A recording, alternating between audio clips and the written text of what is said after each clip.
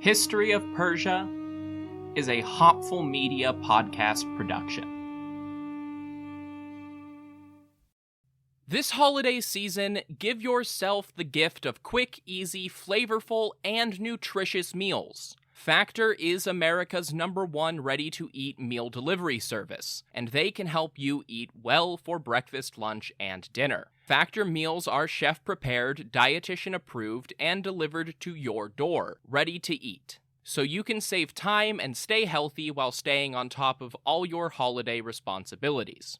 Cross meal prepping off your to-do list with 35-plus fresh, never-frozen meals that are hot and ready in just 2 minutes. Factor offers options to fit your lifestyle and preferences, whether it's calorie smart, vegan and veggie, or their protein plus option.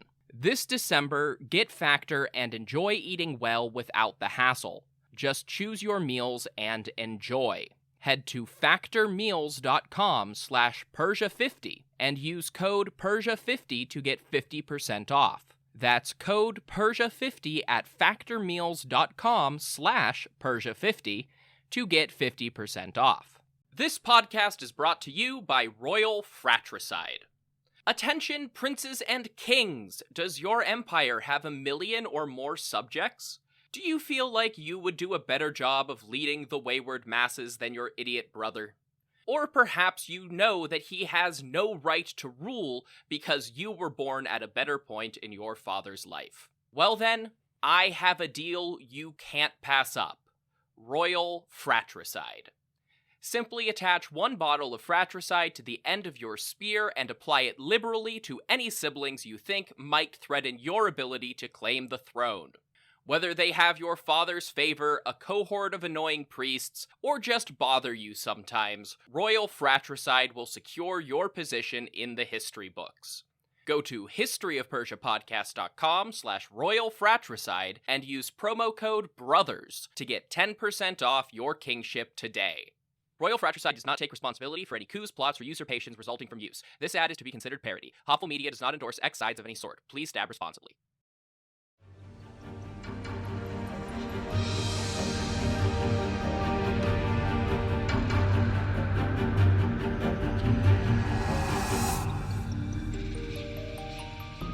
Hello everyone, welcome to the History of Persia.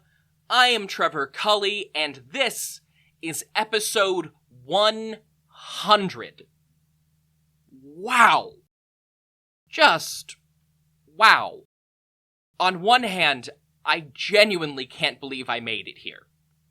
4 years, 100 episodes, 160 individual audio posts. The first thing to say is thank you all so much. Without listener encouragement and support, I have no doubt that I would have burnt out ages ago, even if I do love ancient Persia more than most other topics. On the other hand, I can't believe I'm 100 episodes deep into this thing and still talking about the Achaemenids. But here we are. Just a single step away from the beginning of the end. To celebrate episode 100, I had to come up with something. But it's not really the time to do another AMA, because that's way better suited to like episode 125 when I'm going to be doing a lot more wrap-up. Instead, I am going to give my take on ranking the top 10 Achaemenid kings. This is my search for the king of kings, the greatest king, the Vazrakista Kushayathia, to put it in Old Persian terms.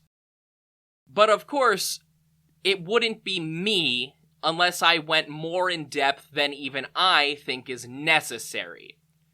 So let's just get going with 7 honorable mentions. 7 is a sacred number after all. First up, we have the least Achaemenid and least kingly contender, Artabanus of Hyrcania, commander of the royal guard under Xerxes I.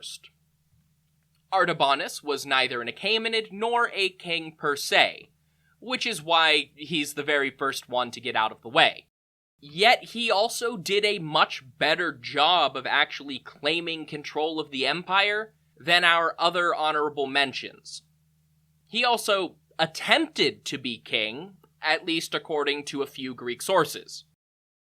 For those that need a reminder, Artabanus was the mastermind behind the plot to assassinate Xerxes and bring Artaxerxes I to the throne.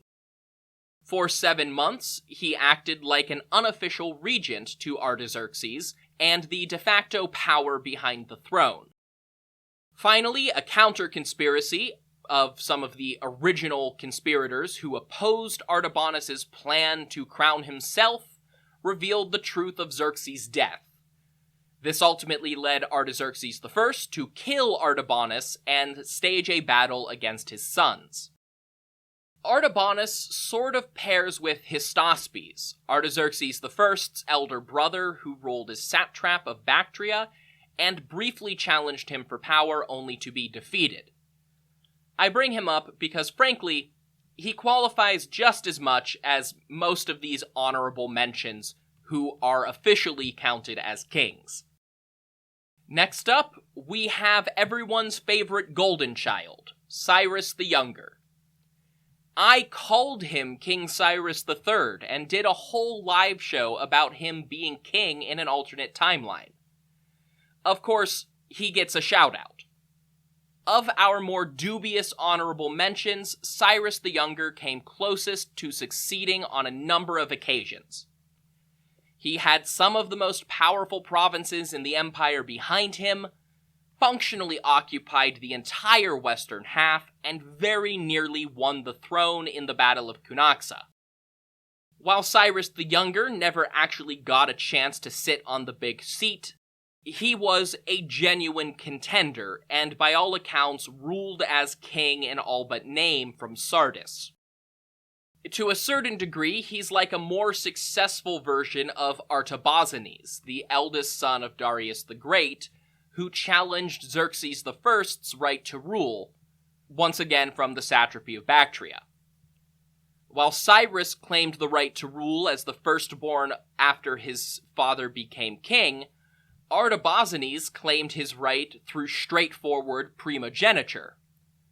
But unlike Cyrus, it's unclear if Artabazanes ever actually fought his brother.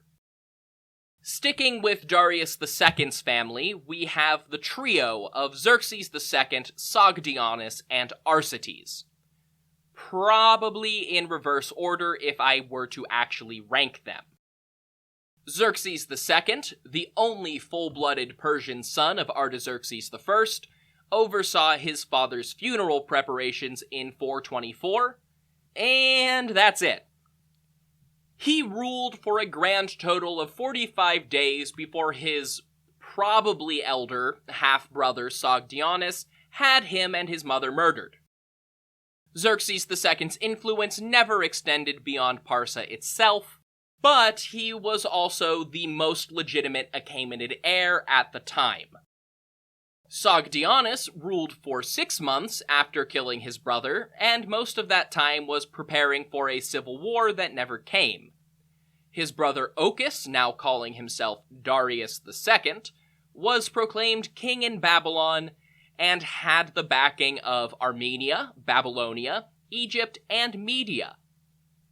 Territorially, the two sides were officially similar, but Darius and his wife Parysatis just lured Sogdianus into a trap and killed him, using hot ashes. Arsaces is the odd one out here.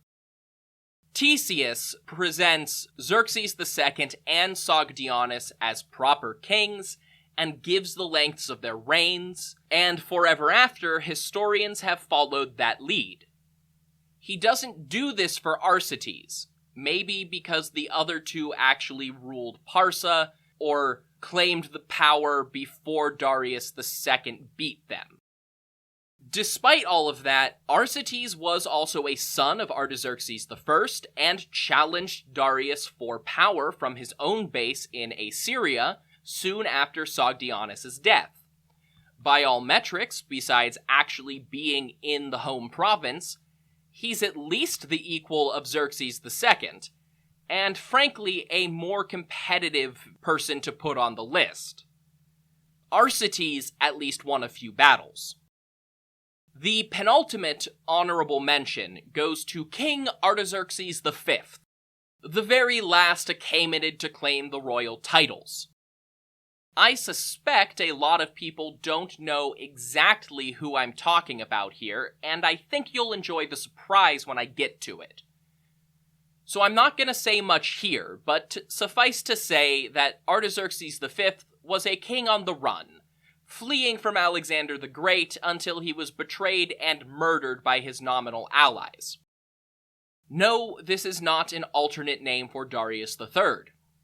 Unlike Darius III, Artaxerxes here didn't even have access to most of the empire, just bits and pieces of Iran and Central Asia. The final honorable mention slot is for Bardia. He's definitely the most successful of the honorable mentions, and if we had a bit more information, there's a good chance he'd rank fairly high in the real list. Unfortunately, we only know about Bardia through Darius the Great's Behistun inscription and Greek sources based on that inscription. He only reigned for a few months to maybe a year, and even that is marred by Darius's admittedly dubious story that Bardia was secretly replaced by the Magos Gaumata. There are hints that he tried to pull the Achaemenid Empire back from the brink of a mass tax revolt, but ultimately, we only know that he was briefly king before being murdered by Darius, and that whatever reforms he was trying to implement didn't work because the empire immediately imploded.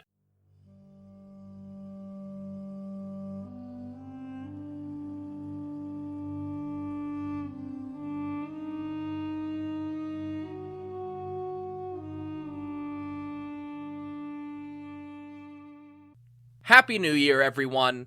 If your New Year's resolution includes learning a new language, maybe because you want to connect with friends and family, or maybe to add a new and useful skill to your resume, then Rosetta Stone is for you. Rosetta Stone is the most trusted language learning program with more than 30 years of experience behind it. They offer 25 languages, including Spanish, German, Arabic, Persian, and Chinese, as well as a lifetime membership for you to buy now and get access to all of the lessons forever. Rosetta Stone has the best speech recognition technology of any language learning app out there to help you practice speaking and get feedback on your pronunciation. The focus of the program is on having real conversations, not just knowing a few translations. It's more effective and a more fun way to learn. So start the new year with a new skill. Don't put off learning that language. There's no better time than right now to get started. For a very limited time, History of Persia listeners can get Rosetta Stone's lifetime membership for 50% off. That's 50% off unlimited access to 25 language courses for the rest of your life. Redeem your 50% off at rosettastone.com/today.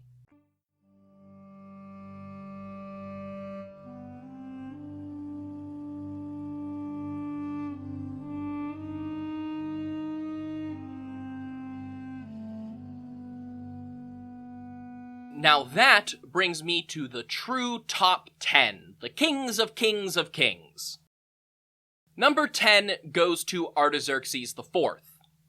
We're only just about to meet him in the narrative, but if you happen to already know anything about him, then you know why he's at the bottom.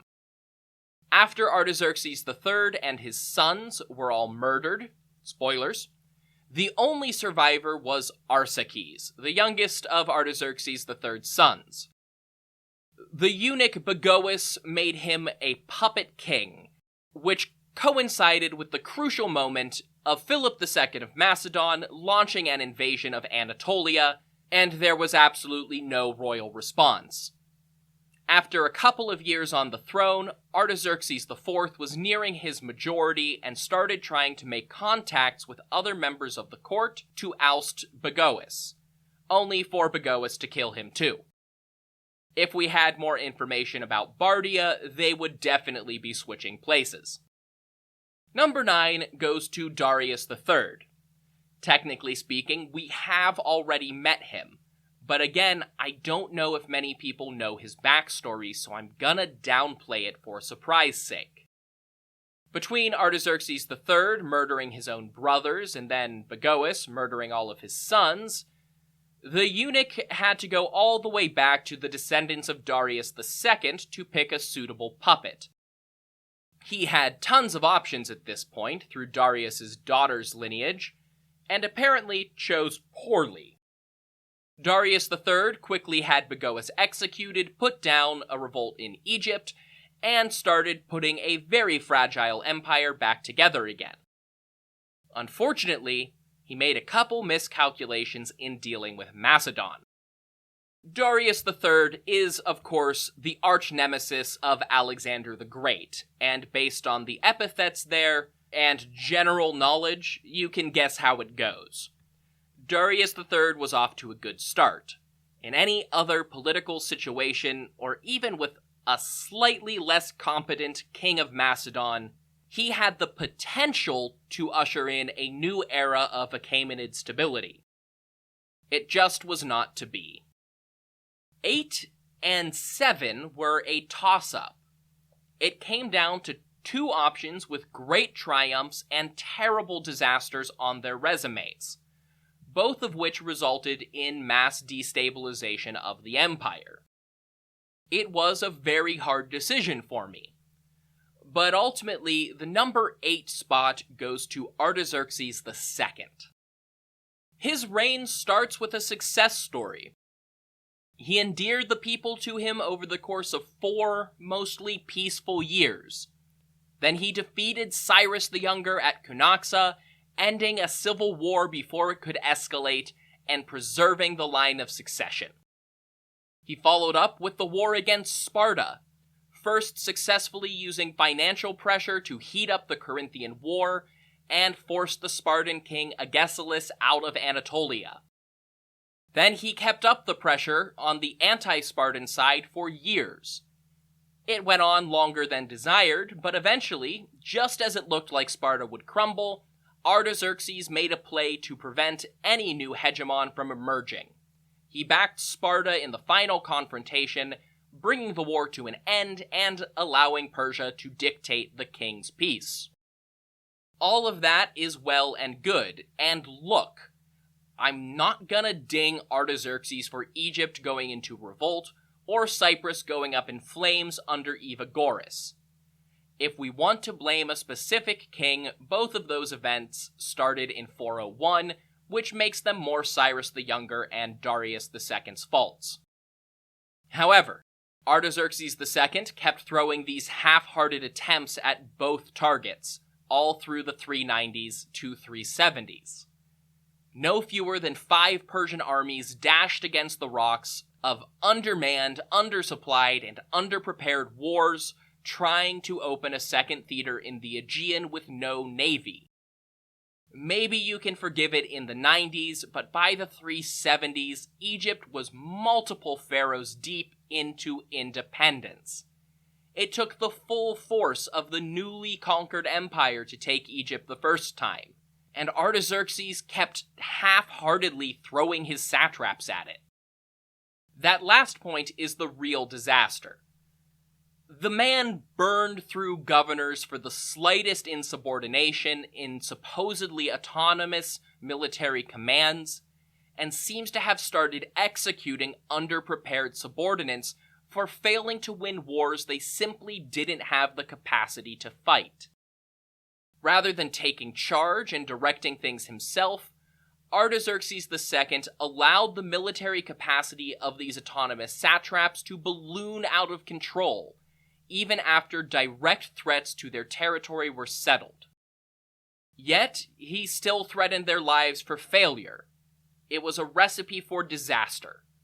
The great satraps' revolt threw the Western Empire into disarray, opened the door to Egyptian invasion, and provided an opening in Greece for Macedon to start building up power. Then, just to cap it off, Artaxerxes botched his own succession. Rather than share authority with a slightly younger, more active member of his family and allow them to build up their own authority, his own son was convinced to attack him. Meanwhile, his other sons were at each other's throats as Ochus, soon to be Artaxerxes III, carved a bloody path through his half-siblings that ended in mass fratricide.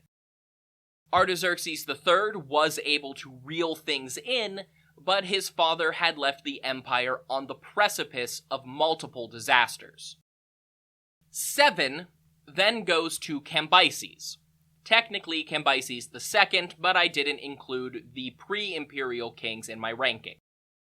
And I can hear it now. But Cambyses conquered Egypt. He was unfairly maligned by Herodotus.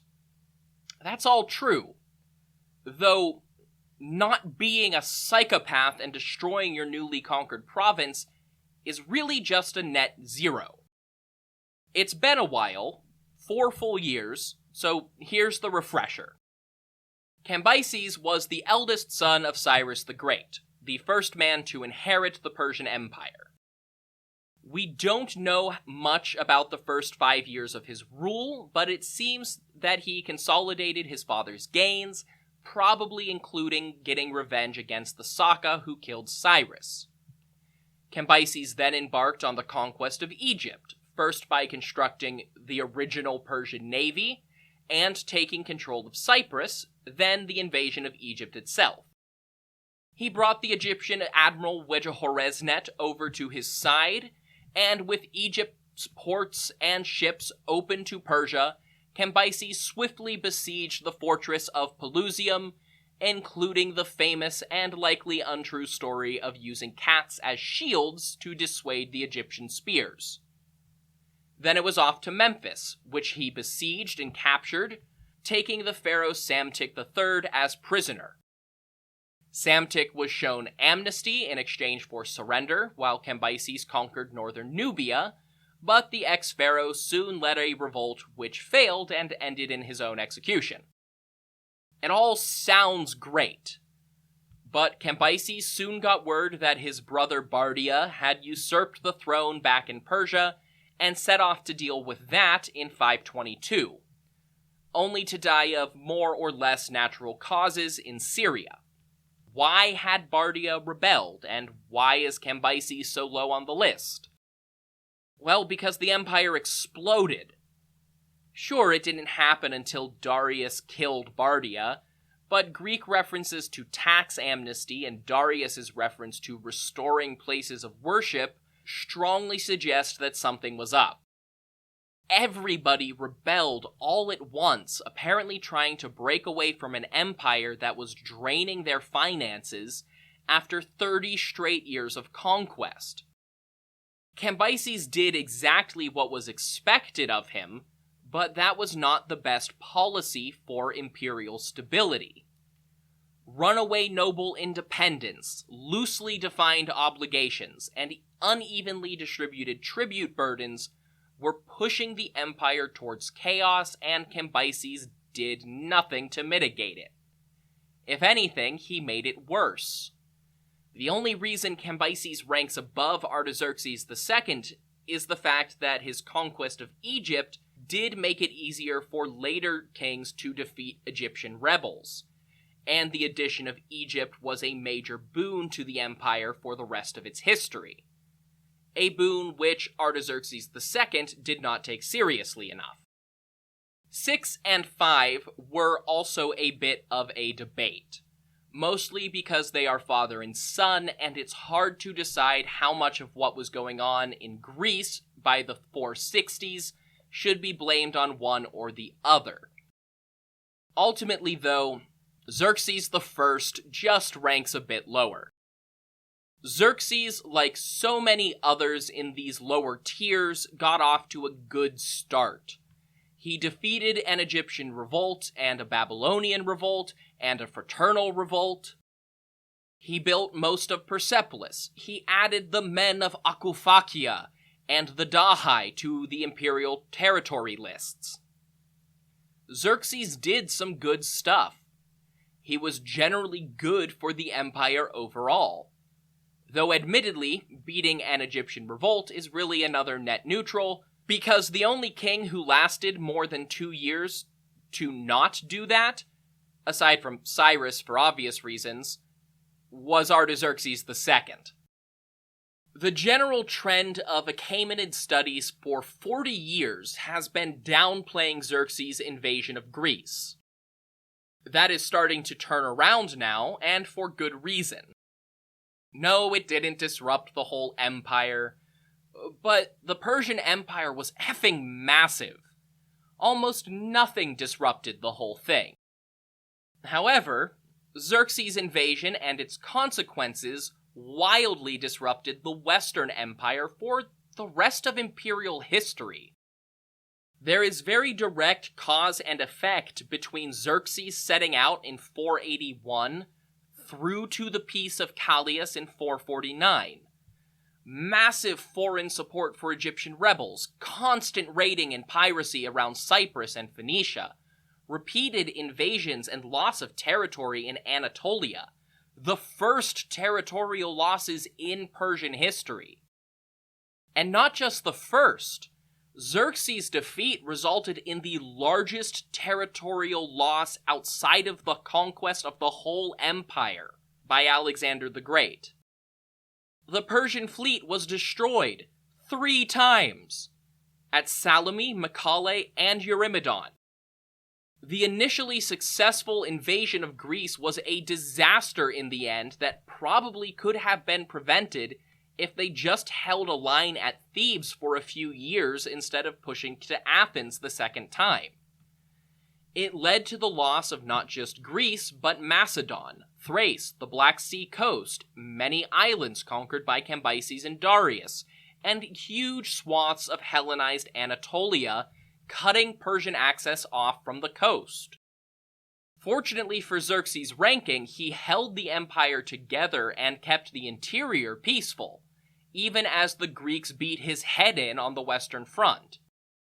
He left it in a good enough place that even a succession crisis didn't do much to damage it, because the number 5 spot goes to his son, Artaxerxes I.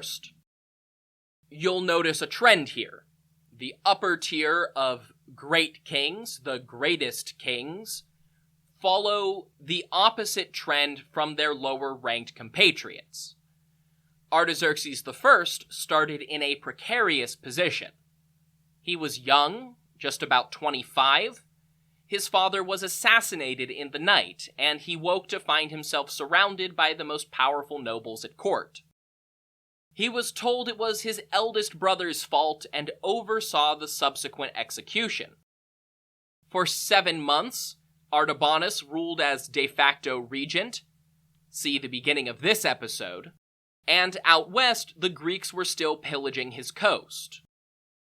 Then everything pulled together. Satrap Megabyzus revealed the truth. Artaxerxes killed Artabanus, then defeated his brother and Artabanus' sons on the battlefield. When he finally turned his attention to the west, he expertly assigned Megabyzus to combat the newly emerged alliance of Egyptian rebels and Athenian invaders, giving his officers permission to rebuild their naval strength before attacking the Egyptians. When preparations were complete, they swept through Egypt, defeated the rebels, and chased off the Greeks. Artaxerxes attempted to intervene in Greece and win Sparta as an ally during the First Peloponnesian War, only failing because the Spartans refused. Instead, Artaxerxes leveraged the Greek conflict to establish the Peace of Callias, bringing an end to open warfare in exchange for allowing Athens to govern his subjects. Domestically, Artaxerxes faced down Megabyzus and his sons in the first ever satrapal revolt and won through a combination of force and negotiation. He completed the final additions for the Persepolis complex and built the Hall of 100 Columns as a permanent replacement for the tent Xerxes had lost in Greece. When Artaxerxes died of natural causes, the empire was in the most stable place it had ever been, even if it wasn't the largest territorial extent. Everything would have been fine if he had accounted for the animosity between his own sons, but Xerxes II, Sogdianus, Ochus, and Arsaces were not about to let a good thing go to waste, and they destabilized it themselves. That makes it a bit funny that the number 4 position actually goes to Ochus, aka Darius II. Yeah, his decision to make a bid for king in 424 dramatically upended the empire for a couple years, and sparked an economic recession in Mesopotamia, and allowed the Marashu family, a group of lower-class merchants, to achieve a near monopoly on noble property management and royal infrastructure. It was all a necessary consequence of taking power, and Darius II did take strides to fix it over the course of his reign. After securing the throne and defeating the last of his brothers, Darius and his sister wife Parysatis established the most well-connected and politically powerful iteration of the Achaemenid house. He was the only king besides Cyrus the Great to not face an Egyptian revolt in his reign, and Cyrus didn't rule Egypt. The closest he came was the minor internal struggle on Elephantine between the Jewish-ish Yahweh worshippers and the priests of Khnum, which was easily handled by his satrap Arsames. Megabyzus had thrown the doors open to further satrap revolts, and there was no going back, but Darius managed his challengers successfully by carefully selecting loyal allies who would only be made more loyal when rewarded for defeating the rebels. When the Hydarnid revolt broke out in Armenia, Darius remained popular enough to have loyalists put a stop to it without warfare. In the aftermath, when Parysatis went on the warpath and sought a wholesale massacre of every Hydarnid, including her own daughter-in-law, Statera, Darius was wise enough to step in at his son, the future Artaxerxes II's request. Not only did he save Statera, but an unnamed son of the rebel Teratukmes, and Tissaphernes, his recently appointed satrap in Lydia. Domestically, Darius II oversaw a time of general peace and stability outside of Anatolia. Egypt was calm enough for its satrap to take a vacation.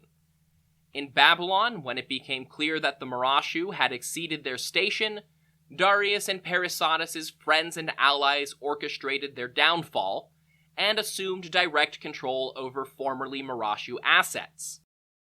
Then there's Greece, deeply embroiled in the Peloponnesian War. Darius did what his father could not. He and his subordinates arranged an alliance with Sparta and used the Spartan fleet, backed with Persian gold and Persian armies, to retake the long-lost Greek cities of Anatolia.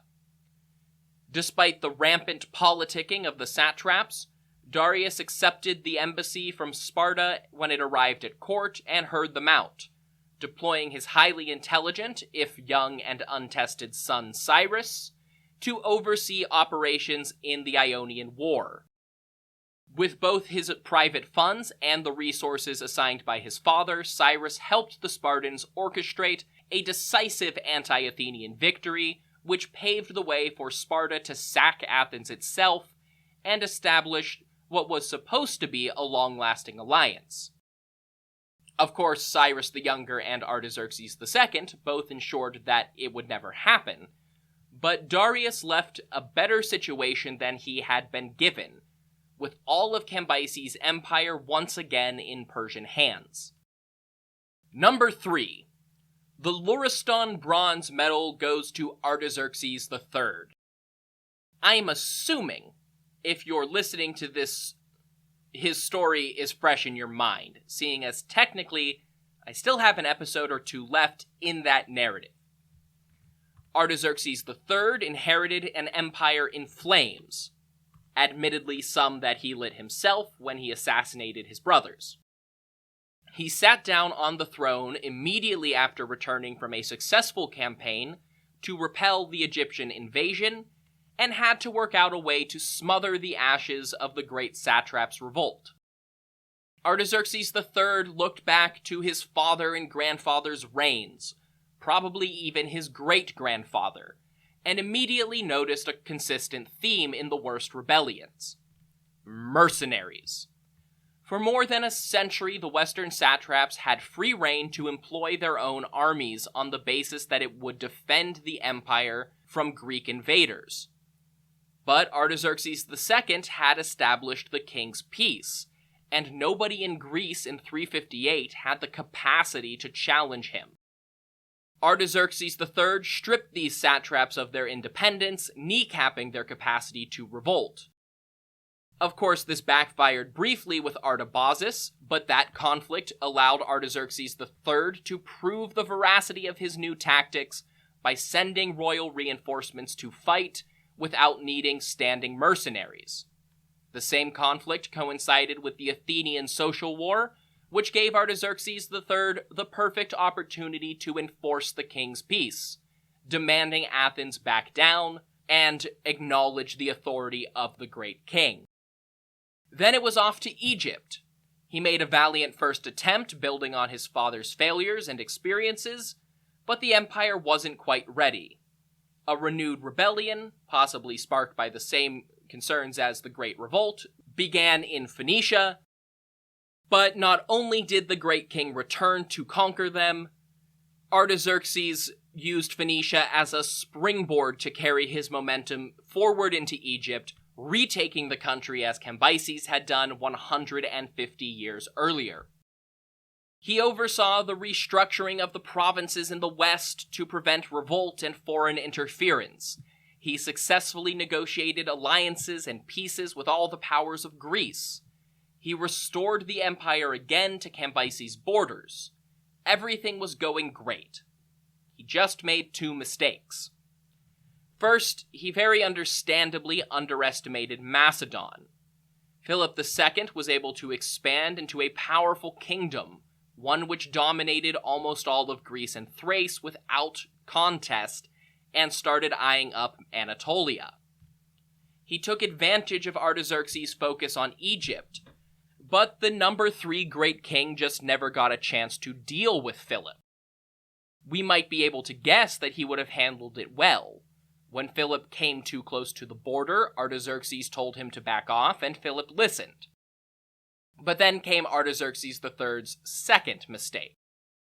His advisor Bagoas became too ambitious, without Artaxerxes realizing it, and murdered not just the king, but all of his sons, plunging the empire into the wasted reign of Artaxerxes IV. Despite that, Artaxerxes III reconquered lost lands, stabilized the empire after the most chaotic events since Darius the Great, and had everything in place to pass on a stable and powerful state. Speaking of Darius the Great, that brings me to the top 2. And good God, how do you choose between them? I'm sure anybody who's been keeping track knows which kings I have left. On one hand, who could be better for the empire than the man who created it? On the other hand, how does that compare to someone who upended the empire, restabilized it, expanded it, and centralized power as no Near Eastern ruler ever had? So coming in on the silver podium in Ahura Mazda's House of Song, in the number 2 spot, Cyrus the Great. Do I really even have to explain why Cyrus is highly placed? He took the Persians from the ruling class of the city of Anshan to the rulers, commanders, and masters of the greatest empire the world had ever seen in just 23 years. He rose up against his Median overlords in 553, turned the Median generals against Astyages within 3 years, and went on the greatest conquering spree the world had seen in a millennia, and would see for almost 2 millennia more. Between 553 and 540, he carved his way through Anatolia from Armenia to Lydia, taking everything in his path, and then turned around, went east, brought all of Iran and South Central Asia into the polity for the very first time. Then, in 339, he turned his attention to the jewel of the ancient world and took Babylon, with the capital itself falling to Cyrus's grandeur without a fight. Then, he just kept going, ultimately dying in battle in the northeast, still trying to expand the empire. While Cyrus was busy conquering, he left a trail of subordinates to establish Persian control along the way. When Lydia and the Ionian Greeks tried to resist, they were defeated and hunted down by Harpagus the Mede. Gubaru the Gutian took control of Babylon and helped turn it into a Persian capital. In Parsa, Cyrus had the ceremonial garden palace of Pasargadae constructed and began importing Babylonian artisans to build new palaces in the region west of what would one day be Persepolis. He was acclaimed for his relative clemency to those who surrendered and feared for his ability to destroy those who resisted. He formed marriage alliances to secure Media and Cappadocia, and possibly even to create an inroad with Egypt. On his deathbed, he established what should have been a stable division of power between his sons, which worked for almost a decade before continuous war and expansion took its toll. And ultimately, that is why the number one spot, the man with the golden stater, the man whose name literally became synonymous with gold coins, the greatest of all kings, the Vizrakista Kashayathea, is Darius the Great. For everything that is apparently great about Cyrus's foundation and expansion of the empire, there is a dark side. Cyrus never really stopped conquering to finish setting up and consolidating the politics of his new kingdom.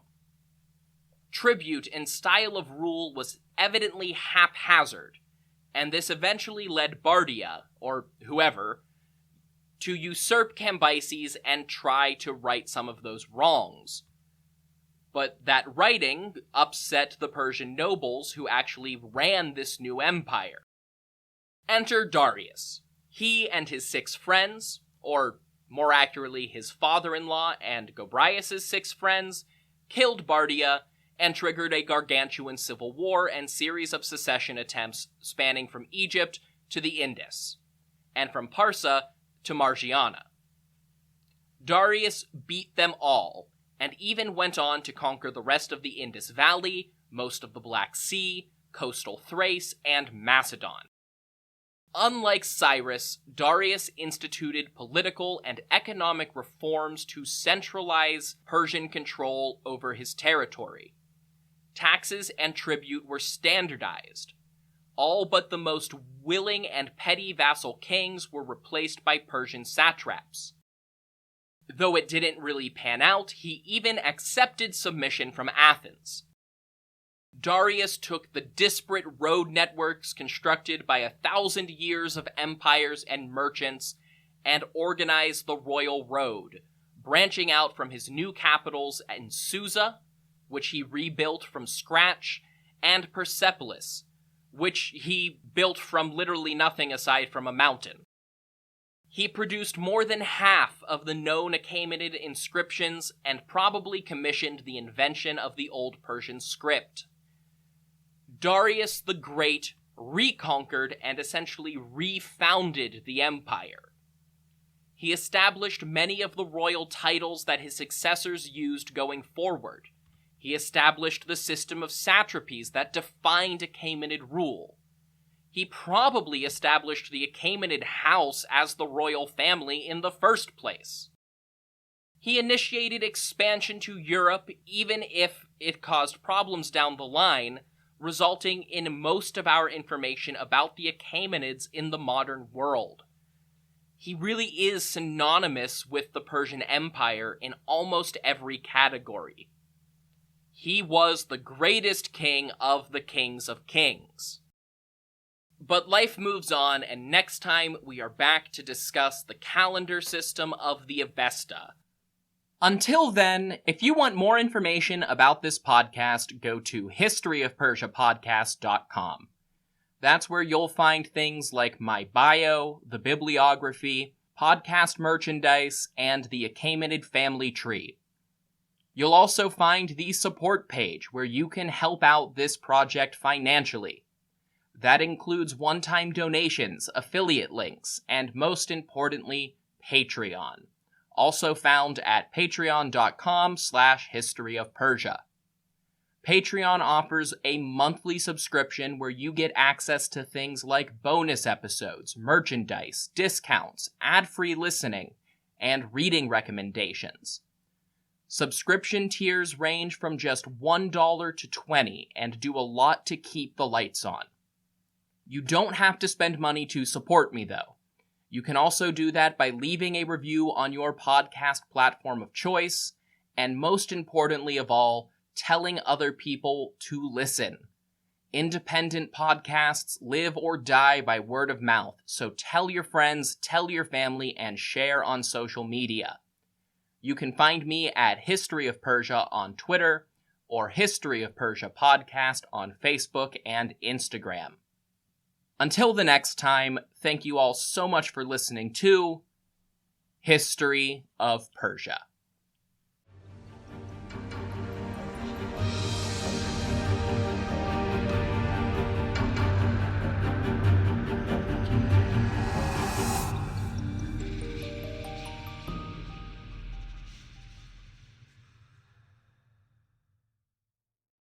This podcast is brought to you by Royal Fratricide.